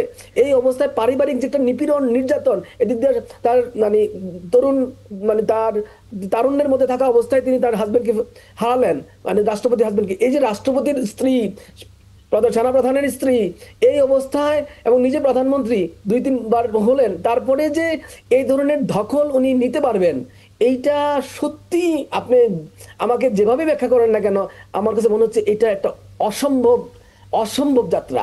এই অসম্ভব যাত্রাটা যেতে উনি উতরাইতে পেরেছেন, আমার কাছে মনে হচ্ছে যে কোনো পরিস্থিতিতেই যেই দলটার এই ধরনের একজন নেতৃত্ব ছিল, সেই দলটা কখনোই ভেঙে পড়তে পারে না। এই দলটা ভেঙে পড়লে আমি মাঝে মাঝে এখনকার সময় মনে হয় যে বিএনপি বাংলাদেশের অস্তিত্বের সাথেই আছে। এই অস্তিত্বটা, বিএনপিকে যদি দুর্বল হয়ে যায়, বাংলাদেশের মানুষের জন্য সংকট ঘনীভূত হবে। এটা এটা এটা বিএনপির রাজনৈতিক যে পরিসর, বিএনপির যে গঠন, বিএনপির যে নেতৃত্ব, শহীদ প্রেসিডেন্ট জিয়া রহমান থেকে শুরু করে খালেদা জিয়া পর্যন্ত, এবং এখন পর্যন্ত যে নেতৃত্বের যে ধরন, সেই ধরনে কিন্তু আপনি এই বিশ্লেষণ করতে পারেন যে 71-এ বলেন, 7 নভেম্বরে বলেন, সামরিক শাসনের বিরুদ্ধে বলেন, রাজনৈতিক দলের ফেসিবাদের বিরুদ্ধে বলেন, গত 15 বছর সব সময় বাংলাদেশের মানুষ যখনই সংকটে পড়েছে, তখন কিন্তু বিএনপি এবং বিএনপি নেতৃত্ব বাংলাদেশের মানুষের পাশে ছিল। এটা অস্বীকার করার সুযোগ নাই। সেই জায়গা থেকে বিএনপি পোর খাওয়া দল হিসাবে তৈরি হয়েছে। এখন সেই দলটার আসলে সামনে ক্রাইসিস হওয়ার কথা না, যদি হয় এটা দলের নেতাদের এবং অন্য কারণে হয়েছে, কিন্তু দলের মধ্যে কাঠামোগত এই ধরনের পরিবর্তন, এই ধরনের রিস্ক তৈরি হওয়ার কথা না। আপনাকে আরেকটা কথা বলে আমি শেষ করে দিচ্ছি। সেটা হলো, আমি 2018 সালে, 2013-14 সালে বেগম খালেদা জিয়ার উপরে একটা লেখার জন্য আমাকে আমাদউদ্দিন স্যার নির্দেশ দিলেন। তো স্যার মারা গেছেন, স্যারের আত্মার মাগফিরাত কামনা করি। তো আমি এই লেখার জন্য আমি ভাবলাম যে সবাই তো লেখা গতানুগতিক ভাবে লেখে, আমি প্রায় মানে সারা ওয়ার্ল্ডে আমাদের যে বিখ্যাত পলিটিক্যাল সায়েন্সের জার্নালগুলো আছে, সব জার্নাল আমি সার্চ দিলাম, যেখানে যেখানে বাংলাদেশ নিয়ে লেখা আছে সব লেখা আমি কপি করলাম, ডাউনলোড করলাম। এরকম করে আমি প্রায় 25,000 টাকার শুধুমাত্র আর্টিকেল ডাউনলোড করলাম, এবং সেটার ভিত্তিতে আমি এই গণতন্ত্রে বেগম খালেদা জিয়ার ভূমিকা, এই শিরোনামে লেখাটা লিখলাম। সেটা 2018 সালে পরবর্তীতে আব্দুল হাই শিকদার ভাই, ওনারা মানে আমাদের নিসারের সম্পাদনায় পাবলিশ করেছেন।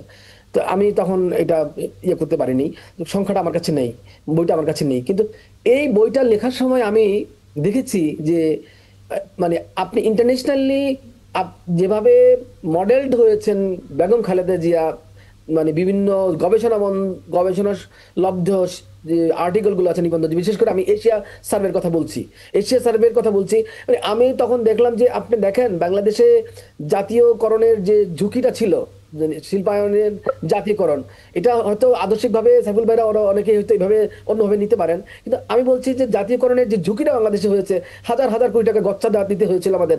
আপনি দেখেন আদমজিজের মতো একটা মেইল বন্ধ করার যে শক্তি, সাহস, নেতৃত্ব দেখা এত সহজ, এটা আপনি কি বলেন? হাজার হাজার লোক আনন্দের উপর নির্ভরশীল, অথচ তিনি এক সিদ্ধান্তে এটা বন্ধ করে দেন। আপনি দেখেন উদার অর্থনীতির যে ধারণা, এটা তো নানান ধরনের ডিবেট আছে, কিন্তু এই উদার অর্থনীতি ডেফিনেটলি। জি, একটু কামরুজ্জামান রতনের কাছে যাই। কামরুজ্জামান রতন। জি, শুনছি। জি, থ্যাংক ইউ। জি, আপনি বলছিলেন। আমি যেটা বলছিলাম, দেখেন এখানে সাইফুল হক ভাইয়ের একটা কথা ধরে আমি বলতে চাই, ম্যাডামের যে ভূমিকা, ম্যাডামের যে ধীরতা, সে 90s থেকে আমরা যেটা দেখেছি। আমি স্পেশালি আজকে একটা ঘটনার কথা উল্লেখ করব।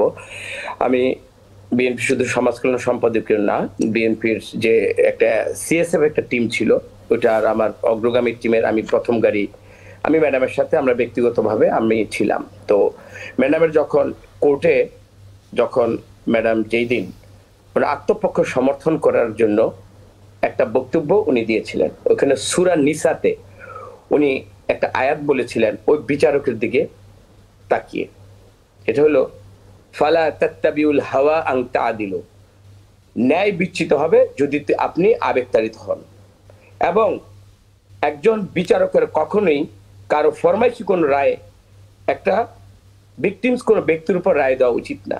যখন আমাদের কোরআন অকাট্য বাণী একজন মুসলমান হিসাবে যখন চ্যালেঞ্জ ছুড়ে দিয়েছিল বিচারকের দিকে, আমি দেখেছিলাম ও বিচারক কিন্তু বেগম খালেদা জিয়ার দিকে চোখ তুলে আর তাকাতে পারেনি। তা আমার নেত্রী এই বয়সে 2 বছর 45 দিন, আমার যদি ভুল না হয়, এই চকবাজারের মতো একটা জায়গায় পরিত্যক্ত যেখানে একটা জেলখানা ছিল, এই জেলখানা থেকে ম্যাডামকে রেখে ম্যাডামকে কিন্তু নিঃস্ব করে মাজুর বানিয়ে দেওয়া হয়েছে। একটা মানুষকে বিষ প্রয়োগ করা লাগে না তাকে। উনি বেগম খালেদা কোন পরিবেশে ছিলেন? আমরা এরশাদকে স্বৈরাচার বলি। আপনি দেখেন এরশাদ কিন্তু ম্যাডামকে কখনোই, আপনি দেখেন কোন কোন জায়গায় ম্যাডামকে, পূর্বানী হোটেলকে ম্যাডামকে বন্দি করে রেখেছিল, তাও কিছুদিন। ম্যাডামকে কিন্তু এইভাবে একটা স্বেচ্ছাতে কারাগারে রেখে কিন্তু একটা জীবন্ত মানুষকে উনি কিন্তু পঙ্গুত্বের স্বাদ গ্রহণ করিয়ে বাধ্য করেছেন বেগম খালেদা। কিন্তু ওনার যে এখন যে শারীরিক অবস্থা, কামরুজ্জামান রতন, মানে এইটা কি নির্বাচন সামনে বিএনপি কোনো মানে কোনো সংকট দেখে, কোনো অভাব বোধ করে? আপনি আগের বার, এখন আমি বলি, এখন দেখেন একটা আবেগের জায়গায় কিন্তু আমরা কথা বলেছি। এখন এই অবস্থায় ম্যাডাম তো কালকেই সুস্থ হতে পারেন বা 3 দিন পরে ম্যাডাম সুস্থ হবেন। ম্যাডাম 3টা সিটে এখনো কিন্তু নিজে কিন্তু ম্যাডাম ক্যান্ডিডেট হয়েছেন। আমার মনে হয় আজকের যে আলোচনাটা, এই আলোচনার মধ্যে নির্বাচন হবে কি হবে না বা নির্বাচন অংশগ্রহণের প্রভাব পড়বে কিনা, এটা মনে হয় বিএনপির নীতি নির্ধারক সর্বোপরি তারেক রহমান সবাইকে নিয়ে কথা বলবেন এবং ওই ডিসিশনের পরেই এটা নিয়ে কথা হবে। আমার মনে হয় ম্যাডামের উপস্থিতি এবং অনুপস্থিতির কর্মীদেরকে একভাবে আবেগতাড়িত করবে, কিন্তু রাজনৈতিক রাষ্ট্রের যে ডিসিশন, এই ডিসিশনটা ক্ষেত্রে আমাদের স্ট্যান্ডিং কমিটি আছে, সর্বোপরি তারেক রহমান আছে, উনি ডিসিশন নেবেন কখন কি করতে হবে। আমার মনে হয় আজকের যে আবেগের জায়গাটা, ম্যাডামের অসুস্থতার সময় আমার নির্বাচনে প্রভাব পড়বে কিনা, নির্বাচনে বিএনপি যাবে কি বা যাবে না, এই প্রশ্নগুলো এখন মনে হয় একটু না করাটাই আমাদের নিশ্চয়ই। এবং বেগম খালেদা জিয়া তার যে দৃঢ়তা এবং দল গঠনে তার যে ভূমিকা, সেটা নিশ্চয়ই বিএনপির কর্মীরা মনে রাখবে এবং যে কোনো সংকট, যে কোনো পরিস্থিতি। আরেকটু আমি বলে নেই, ম্যাডামের উপর ব্যক্তিগতভাবে যেই ধরনের নির্যাতন করে ম্যাডামকে নিঃস্ব করে দেওয়া হয়েছে, এই অবস্থাতে যেটা আজাদ ভাই বলছিলেন, এই 5ই আগস্ট পরে 2024 পরে প্রতিহিংসামূলক কোনো কথাই তো বলেননি, বরং এটা সাইফুল হকও উল্লেখ করেছেন এবং তিনি যখন তার সঙ্গে তারা কথা বলেছেন, কখনোই তিনি এই ধরনের কাউকে অসম্মান করে বা কাউকে ছোট করে কোনো কথা বলতে শোনেননি। সাইফুল হক কিছু যোগ করতে চান? জি, আমি একটা পয়েন্ট একটু যোগ করতে চাই। আগামী ফেব্রুয়ারিতে নির্বাচনকে সামনে রেখে বেগম খালেদা জিয়ার এখনকার যে অসুস্থতা, এটা নির্বাচন দলের জন্য প্রভাব কি হতে পারে? আমি একটা জিনিস ধরুন, যেটা আমার কাছে মনে হয়েছে, বেগম খালেদা জিয়ার খানিকটা দীর্ঘ অসুস্থতা, তার যে জেল জীবন, কারাবন্দী জীবন, তার যে দীর্ঘ অন্তরীণ জীবন, একটা জিনিস হয়েছে, বিএনপির মধ্যে একটা যৌথ নেতৃত্ব গড়ে তুলবার একটা সচেতন প্রচেষ্টা কিন্তু কাজ করেছে। আমি এটা বিশেষ করে গত 15 মাসের চেয়ে আমি বলবো যে আমরা ফ্যাসিবাদ বিরোধী লড়াই করতে যে, বিশেষ করে বিএনপির সাথে আমরা 2022 সাল থেকে যখন আমরা গণতন্ত্র মঞ্চ, বিপ্লবী ওয়ার্কার্স পার্টি, অন্যরা মিলে যখন আমরা যুগপৎ আন্দোলনে গেছি, বিএনপি যে একটা যৌথ নেতৃত্বের যে দল হয়ে উঠছে, ধীরে ধীরে তার একটা ছাপ, তার একটা বলতে পারেন প্রভাব আমরা বিভিন্ন ক্ষেত্রে যেটা লক্ষ্য করেছি। এবং এটা যে বেগম জিয়া জীবিত আছেন, তার মাথাটা সক্রিয় আছেন, কিন্তু অ্যাক্টিভলি অনেক সময় তিনি এই একটা প্রতিশোধাত্মক দণ্ডাদেশের কারণের জন্য তিনি সক্রিয় রাজনৈতিক জীবন থেকে অনেকখানি দূরে ছিলেন। এটা বিএনপির জন্য আবার বলতে পারেন যে তাকে একটা নেতৃত্ব গড়ে তুলবার ক্ষেত্রে এটা অনেকটা কিন্তু এটা পরোক্ষভাবে এটা একটা সুযোগও কিন্তু দিয়েছে, যে বিএনপি যে এরকম একটা দল, যে দলগুলোর প্রধানত একজন ব্যক্তি নির্ভর থাকে, যে দলগুলোর ব্যক্তি ইমেজের উপরে প্রধানত করে, কিন্তু বিএনপি যে একটা যৌথভাবে পরিচালিত হতে পারে এবং নানা হামলা, আক্রমণ, গুম খুন, রাষ্ট্রীয় সন্ত্রাস, নিপীড়ন মোকাবেলা করে, সম্ভবত বিএনপির শক্তির বড় জায়গাটা এই যৌথ নেতৃত্বের জায়গাটা। ভবিষ্যতে যৌথ নেতৃত্ব যদি আরো শক্তিশালী হয়, বৃদ্ধি পায়, সংহত হয়, সম্ভবত বিএনপি নিজে যেমন একটা গুরুত্বপূর্ণ ভূমিকা পালন করতে পারবে, দেশের জন্য তারা কিন্তু একটা উদাহরণ তাদের পক্ষে তৈরি করাটা সম্ভব। জি, অনেক ধন্যবাদ সাইফুল হক কামরুজ্জামান রতন এবং অধ্যাপক কাজী মোহাম্মদ মাহবুবুর রহমান, আপনাদের তিনজনকে যুক্ত হবার জন্য আজকে ৭১ জার্নালে। দর্শক, একটা ছোট্ট বিরতি নিচ্ছি, ফিরছি কিছুক্ষণের মধ্যে, সঙ্গে থাকবেন আশা করি। বিরতির পরে আরেকবার স্বাগত জানাচ্ছি ৭১ জার্নালে। পর্যায়ে দেখে নেব আগামীকাল সকালে যে পত্রিকাগুলো আপনার হাতে পৌঁছবে কী শিরোনাম করেছে আজকে। দৈনিক যুগান্তর, খালেদা জিয়ার শারীরিক অবস্থা স্থিতিশীল, উদ্বেগ উৎকণ্ঠায় দেশবাসী। আমাদের সময় খালেদা জিয়ার শারীরিক অবস্থা অপরিবর্তিত। বণিক বার্তা,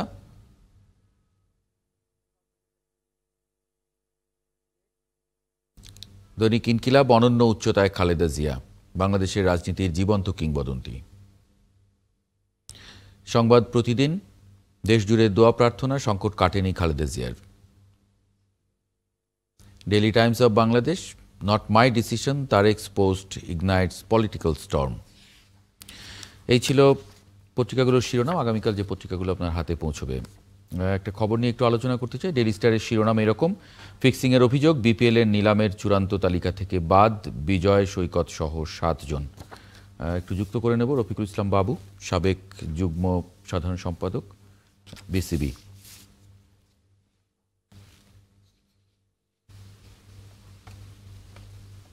জি, রফিকুল ইসলাম বাবু, আপনার কাছে একটু আগে শুনে নেই, মানে যে বিপিএলের নিলামে এই 7 জনকে যে বাদ রাখা হলো, সেটার আসলে খুব পরিষ্কার ব্যাখ্যা বিসিবি দেয়নি, এবং ধারণা করা হচ্ছে, অসমর্থিত সূত্রে এরকম বলা হচ্ছে যে যেটা মানে ফিক্সিংয়ের কারণে তাদেরকে সরিয়ে রাখা হয়েছে বা তাদেরকে বাদ রাখা হয়েছে। এটা মানে ইন্টিগ্রিটি ইউনিটের প্রধান অ্যালেক্স মার্শাল এরকম সুপারিশ করেছেন, যার ফলশ্রুতিতে এরকম। অথচ খেলোয়াড়রা তারা এটার মানে ডিনাই করেছেন। কিন্তু মানে এরকম কি, মানে অভিযোগ হলেই বাদ রাখা যাবে, মানে বিষয়টা এরকম কিনা? ধন্যবাদ।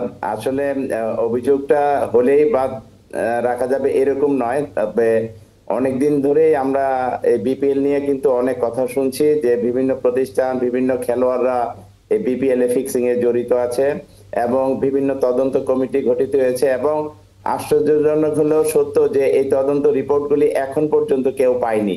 কেন পায়নি?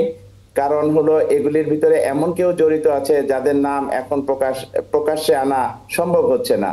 কিন্তু আমরা কি এটা চেয়েছিলাম খেলার মাধ্যমে যে ফিক্সিং গুলি হচ্ছে, এই ফিক্সিং গুলি শুরুতেই যদি এগুলি দমন করা যেত তাহলে মনে হয় আমাদের ক্রিকেটেরই জয় হতো, ক্রিকেটেরই ভালো হতো। কিন্তু মানে এটা কি এই যে এমন অনেকের নাম, মানে কি তার খেলোয়াড় ছাড়াও অনেকের নাম ডেফিনেটলি আছে। আমাদের সন্দেহ, আমাদের ক্রীড়াঙ্গনে আমরা যারা আছি তারা আমরা সন্দেহ প্রকাশ করছি যে অনেক প্রতিষ্ঠানও এটার সাথে জড়িত আছে। তবে সেগুলির নাম প্রকাশ করা কেন হচ্ছে না সেটা আমার বোধগম্য নয়।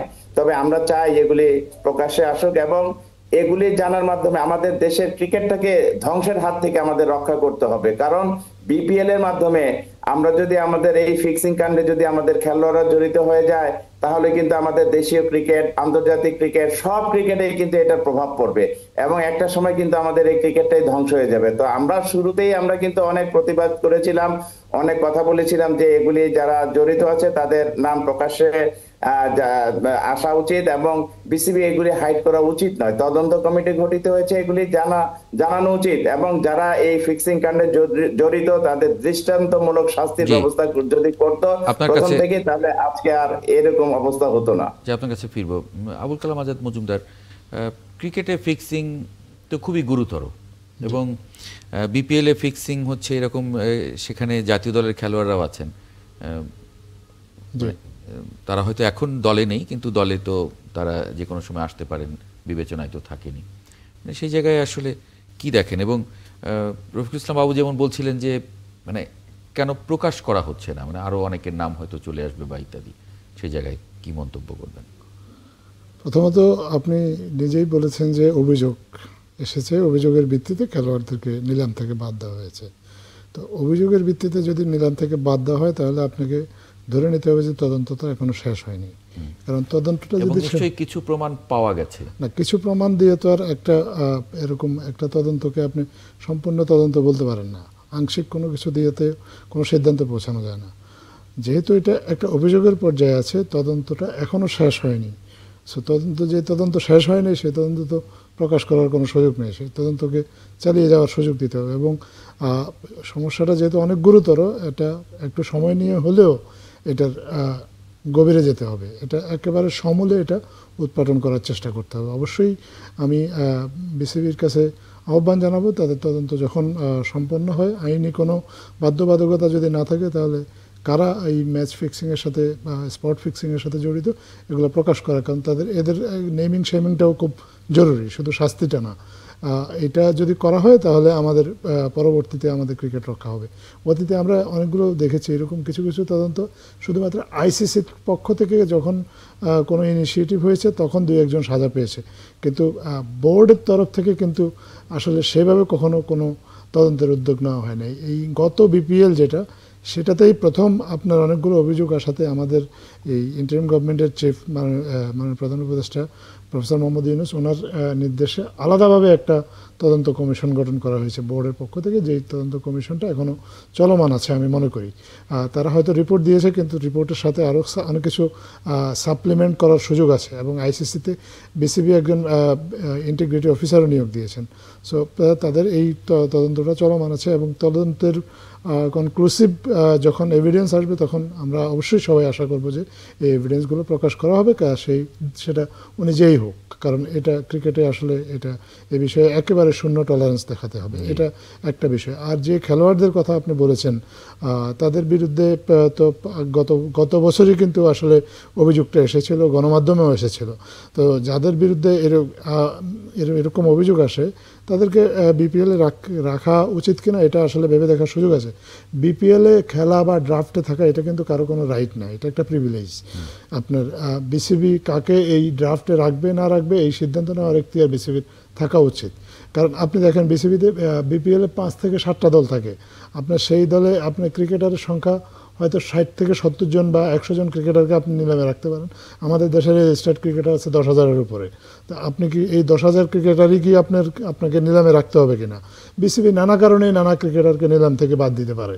তার মধ্যে যদি কারো আচরণ সন্দেহজনক হয়, সুষ্ঠু তদন্তের স্বার্থে তাদেরকেও আপনার নিলাম থেকে বাইরে রাখা যেতে পারে। এই গ্যারান্টি বিসিবি কখনোই কোনো খেলোয়াড়কে দিতে পারবে না যে তাকে রাখতেই হবে বিপিএলের আপনার ড্রাফটের মধ্যে। কারণ কোনো খেলোয়াড় আসলে এই খেলাটার চেয়ে বড় না, খেলাটাকে প্রোটেক্ট করতে হবে। খেলাটাকে প্রোটেক্ট করার জন্য যে সিদ্ধান্তই নিতে হোক, সেটা যত কঠিনই হোক, সেটা বিসিবিকে নিতে হবে। জি, রফিকুল ইসলাম বাবু। জি, মানে বিসিবি আসলে আজাদ ভাই যেটা বলছে ঠিকই বলেছে, কিন্তু আমরা অতীতটা যদি একটু চিন্তা করি, অতীতটা যদি একটু ঘাটি, তাহলে দেখতে পাই যে এই বিপিএল নিয়ে কিন্তু বাংলাদেশের ক্রিকেটটা কিন্তু অনেক কলুষিত হয়েছে। কারণ এখানে দেখেন আমাদের তখন সবচেয়ে ভালো খেলোয়াড় ছিল মোহাম্মদ আশরাফুল, সে কিভাবে ক্রিকেট থেকে বিদায় নিয়েছে। তো একটি খেলার মাধ্যমে আমরা কি চাই? আমরা চাই যে আমাদের এই খেলার মাধ্যমে আমাদের খেলোয়াড়রা আরো টি-20তে, বিশেষ করে বিপিএলটা টি-20 হয়, টি-20তে আরো মানে ভালো পারফর্ম করতে পারুক, বিদেশি খেলোয়াড়দের সাথে তাদের যে মানে উঠা বসা, সেটাতে আরো তারা ভালো কিছু শিখার জন্য। এবং আরেকটা জিনিস আছে অর্থনৈতিক ব্যাপারটা, এই বিপিএল দিয়ে কিন্তু বিভিন্ন দেশ কিন্তু অর্থনৈতিক ভাবে ক্রিকেট বোর্ডগুলো অনেক স্বাবলম্বী হয়েছে। তো এই দুটো জিনিস কাজ করে। তাছাড়া দর্শকরা এন্টারটেইনমেন্ট হিসাবে এই খেলাটাকে নেয়, প্রচুর রান হয়, ভালো উপভোগ করে। কিন্তু এই খেলার মাধ্যমে যে মানে আমাদের ক্ষতিটা হচ্ছে সেটা হলো, দেখেন আমাদের এই তৃণমূল পর্যায়ে, অর্থাৎ আমি বলি যে একেবারে 3rd division, 2nd division, 1st division, premier division, সর্বক্ষেত্রে কিন্তু এটার প্রভাব কিছুটা না কিছু পড়েছে। আপনারা দেখেন বিভিন্ন সময় কিন্তু এই অভিযোগগুলি এসছে। এটা কোথা থেকে আসছে? আমরা যদি এরকম বিপিএল এর যে ধরনের অভিযোগগুলি এসেছে সেটার বিরুদ্ধে যদি আমরা কার্যকর পদক্ষেপ নিতাম, দৃষ্টান্তমূলক শাস্তি নিতাম আরো আগে থেকে, তাহলে হয়তো এই জিনিসগুলি প্রভাব ফেলতো না। কিন্তু অভিযোগ তো গত বছর এসেছে, গত বছর না, তার আগেও কিন্তু এসেছে, তার আগে প্রথম থেকে আমাদের এই খেলার মাধ্যমে যদি আমাদের খেলোয়াড়রা যদি ক্রিকেট খেলার যে সৌন্দর্যটা, সেই সৌন্দর্যটা কিন্তু হারিয়ে যাচ্ছে। এটা কিন্তু আমাদের ভাবতে হবে, এবং ক্রিকেটটা এক সময় কিন্তু ধ্বংসের মুখে পড়বে। না, তাহলে তো যে সিদ্ধান্ত বিসিবি নিচ্ছে এবং খুব জিরো টলারেন্স দেখাচ্ছে, যাদের বিরুদ্ধে অভিযোগ আছে তাদেরকে দূরে সরিয়ে রাখছে, তাহলে তো ঠিকই আছে একটা, সেরকম মনে করেন? হ্যাঁ, আমি মনে করি যে সেরকম ঠিক আছে, কিন্তু এটাই যথেষ্ট নয়। আমি বলছি যে যারা বা যে সমস্ত প্রতিষ্ঠানগুলো, যে সমস্ত ফ্র্যাঞ্চাইজগুলি জড়িত ছিল, তাদের বিরুদ্ধে কিন্তু কার্যকর পদক্ষেপ নেওয়া হয়নি, এবং এটা যদি নিত তাহলে আমাদের এই জিনিসটা এই পর্যায়ে আসতো না। না, এটা আমাদের তদন্তের মধ্য দিয়ে যাচ্ছে। আবুল কালাম আজাদ মজুমদার বলছিলেন যে হ্যাঁ, ঠিক আছে, প্রধান আপনার কথা একেবারে উপদেষ্টার সরাসরি নির্দেশে এ ধরনের একটি তদন্ত চলছে। তাহলে তো দেখেন, এই বাবু ভাইয়ের যে কথা বলেছেন, উনি খুব অভিজ্ঞ একজন ক্রিকেট সংগঠক। ওনার সেন্টিমেন্টের সাথে আমরা সবাই একমত। বিপিএলকে ক্লিন না করতে পারলে এটা ভবিষ্যতে বাংলাদেশের ক্রিকেটের ধ্বংসের কারণ হতে পারে, এবং বিপিএলকে ক্লিন করার জন্য এটা আসলে কোনো পক্ষ বিপক্ষের কোনো বিষয় না। এটা আমরা যারা ক্রিকেট লাভার প্রত্যেকে চাওয়া, এটা করতে হবে। এটা আপনার বিপিএল এর পোটেনশিয়ালিটি ছিল বিশ্বের অন্যতম একটা সেরা ক্রিকেট লিগ হওয়ার, কারণ বাংলাদেশের ক্রিকেটের বাজার আছে, ক্রিকেটের উন্মাদনা আছে, বাংলাদেশের অর্থনীতি বড় হচ্ছে। কিন্তু আশ্চর্যজনকভাবে গত কিছুদিন বা গত কতগুলো বছর যারা ক্রিকেটের দায়িত্বে ছিলেন, তারা বিপিএলটাকে ক্রিকেট এমন একটা পর্যায়ে নিয়ে গিয়েছেন, এটাকে আসলে বিপিএল বাংলাদেশ প্রিমিয়ার লিগ না বলে অনেকে আড়ালে আবদালে বাটপার প্রিমিয়ার লিগ এরকম একটা জিনিসও বলে থাকেন, বা এটার অনেকগুলো আসলে আছে। তো এইটাকে ক্লিনজিংয়ের একটা প্রক্রিয়া গত বছর থেকে শুরু হয়েছে। এই ক্লিনজিংয়ের প্রক্রিয়াটাতে আপনার এর আগে বাবুভাই আশরাফুলের শাস্তির কথা বলেছেন। আশরাফুলকে শাস্তি দিয়েছে আইসিসি, বিসিবি না। আরও দুই একজন যারা টুকটাক শাস্তি পেয়েছে তাদেরকে আইসিসি শাস্তি দিয়েছে, বিসিবি শাস্তি দেয়নি। গত বছরই প্রথম বিসিবির উদ্যোগেই আসলে আপনার একটা তদন্তের ব্যবস্থা করা হয়েছে, যেই তদন্তটা সম্পন্ন হলে আমরা মনে করি অনেক থলের বিড়াল বেরিয়ে আসবে, এবং বিসিবি সরাসরি এটার যে ক্লিনজিং প্রসেসটা, এই ক্লিনজিং প্রসেসটাতে ইনভলভ হয়ে বিপিএলটাকে ক্লিন করার একটা সুযোগ পাবে। আমরা মনে করি বর্তমানে যে এখন যারা বিসিবিতে আছেন, বিসিবির নেতৃত্বে আছেন, আমাদেরই একজন সাবেক ক্রিকেটার যিনি নিজে একসময় আইসিসিতে দীর্ঘদিন ধরে কাজ করেছেন, ক্রিকেটের গ্লোবালাইজেশনে তার একটা বিশাল রোল আছে। তিনি তার দেশের ক্রিকেটকে এই যে দুষ্ট ক্ষত সেগুলো থেকে রক্ষা করবেন, এবং আপনি একটা জেনে আশাবাদী হবেন যে আমাদের এই ইন্টারিম গভর্নমেন্টও কিন্তু ক্রিকেটের জুয়ার বন্ধে বেশ কয়েকটা পদক্ষেপ নিয়েছে। আপনি দেখেছেন যে আমরা ক্রিকইনফো, ক্রিকেটের একটা অন্যতম শক্তিশালী একটা ওয়েবসাইট, তারা কিন্তু যখন অস্ট্রেলিয়াতে এবং ইংল্যান্ডে খবর প্রচার করে সেখানে কিন্তু জুয়ার বিজ্ঞাপন দেখায় না, কিন্তু বাংলাদেশে দেখায়। এইটা আমরা লক্ষ্য করেছি, এবং আমরা বাধ্য করেছি ক্রিকইনফোকে এটা বন্ধ করতে। এবং শুধু ক্রিকইনফো না, আমাদের সরকারের পক্ষ থেকে বলা হয়েছে যারাই ক্রিকেটে জুয়ার বিজ্ঞাপন প্রচার করবে তাদেরকেই আসলে এক ধরনের, তাদের বিরুদ্ধে এক ধরনের রেগুলেটরি মেজার আমাদের সরকারের পক্ষ থেকে নেওয়া হবে। আইন করে জুয়াটাকে বন্ধ করা হয়েছে। আমাদের দেশে আইকন ক্রিকেটার এখনও, আপনারা যারা আইকন বলেন, যাদের জন্য আমাদের, আমি একদম নাম ধরে বলি, সাকিব আল হাসান, ওনার রাজনৈতিক ভূমিকার কারণে উনি এমনিতেই যথেষ্ট বিতর্কিত, কিন্তু এত কিছুর পরেও উনি কিন্তু বিদেশে বসে এই জুয়ার বিজ্ঞাপনই করছেন, এখনও বন্ধ করেননি। যাকে এখনও দেশের অনেক ক্রিকেট লাভার ফলো করেন, তারা জুয়া প্রমোট করছেন। এখন ক্রিকেটের সর্বোচ্চ স্তরে থেকে যারা জুয়া প্রমোট করেন, যারা জুয়ার সাথে জড়িত থাকেন, তো যখন এরকম সিচুয়েশন থাকে তখন তো দেশের ক্রিকেট থেকে এই মিনাসটাকে দূর করাটা খুব কঠিন হয়ে যায়। তো এই জন্য আসলে প্রয়োজন সবার সহযোগিতা এবং সমন্বিত একটা উদ্যোগ। আমরা মনে করি সেটা হলে এই দুষ্ট ক্ষত থেকে আমাদের ক্রিকেটটাকে রক্ষা করা সম্ভব হবে। অনেক ধন্যবাদ আবুল কালাম আজাদ মজুমদার যুক্ত হবার জন্য আজকে ৭১ জানালে। একই সঙ্গে রফিকুল ইসলাম বাবু, আপনাকেও ধন্যবাদ জানাচ্ছি। দর্শক, আপনাদেরকেও ধন্যবাদ। আগামীকাল একই সময় ৭১ জার্নাল দেখার আমন্ত্রণ রইল, সঙ্গে পাবো আশা করি।